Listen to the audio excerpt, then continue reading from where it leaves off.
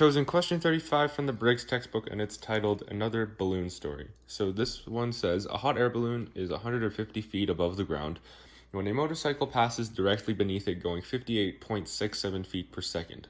If the balloon is rising vertically at a rate of 10 feet per second, what is the rate of change of the distance between them after 10 seconds? I've gotten us started by drawing what the ending is going to look like. So we know that y after 10 seconds is going to be straight up, and the motorcycle after 10 seconds is going to be straight that way because it passes directly beneath it.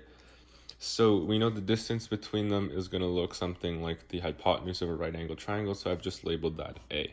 So we know that the distance of it is going to equal the square root of x squared plus y squared. We know that dx by dt given in the question, it's going to be 58.67 feet per second. In the actual textbook, it gives it in both miles an hour and feet per second. I just chose the more relevant one so that it's faster and it's more relevant. The dy by dt is also given in the question, and that's just 10 feet per second. We know that the ending x coordinate is just going to be the velocity times the time elapsed, which in this case is going to be 10, because there is no initial x distance because it's starting right beneath the hot air balloon.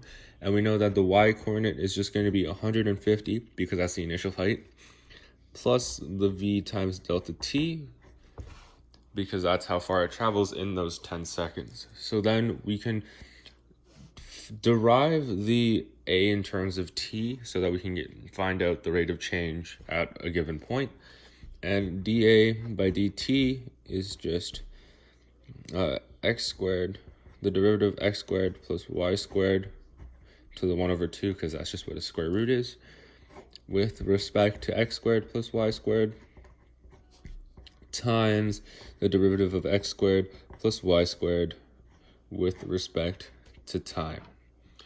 So we know that this is going to look something along the lines of 1 over 2 times x squared plus y squared, so the negative 1 over 2 times 2x times dx by dt plus 2y times dy by dt. Sorry for that. That's a bit rough there. Don't forget to close the brackets there so you don't get mixed up. And if we simplify this out, we get dA by dt is equal to 2x times dx by dt plus 2y times dy by dt all over 2 square root x squared plus y squared. So looking at this equation here, we know dy by dt and dx by dt. We know that x at a given time, and we know the y at a given time, so we can just go ahead and plug in the variables to solve. If you plug in the velocity and time here for x and y, you find that x is going to be 586.7 feet, and you know that y is going to be 250 feet. So knowing that information, we can go ahead and plug it into our handy dandy dA over dt equation here, and we get 2 times 586.7 times 58.67, which is our dx by dt, plus 2 times 250 times our dy by dt, which in this case is just 10. And then we have that all over 2 times the square root of 586.7 squared plus 250 squared.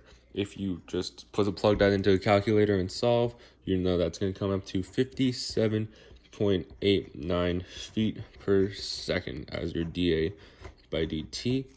And no word problem is complete without a therefore statement. So our therefore statement is going to be, therefore, the rate of change of the distance between them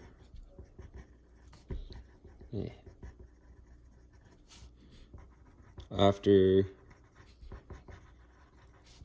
10 seconds is 57.89 feet per second. Sorry about that.